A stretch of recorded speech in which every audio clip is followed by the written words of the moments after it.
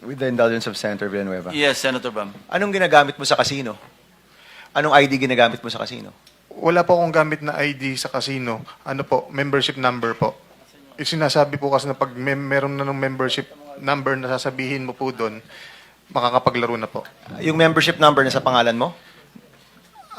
Nakapangalan po sa ano, Sa? yun po, yung Marvin De Guzman. O, yun na nga. So, may Marvin De Guzman ka nga na alias.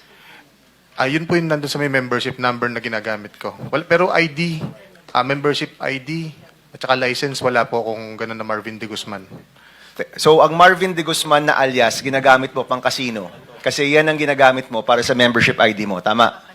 Wala po akong membership ID, Your Honor. Yung membership number, Yes, nakapangalan membership kay number. Marvin De Guzman Sa pagkakaalam ko po. na ginagamit mo. Opo, Your So, may Honor. alias ka na Marvin De Guzman. Parang ganun po. Pero tinatanggi mo na nagpagawa ka ng driver's license. Yes po, Your Honor. Okay. For the record, Mr. Chairman, meron siyang alias na Marvin De Guzman. Thank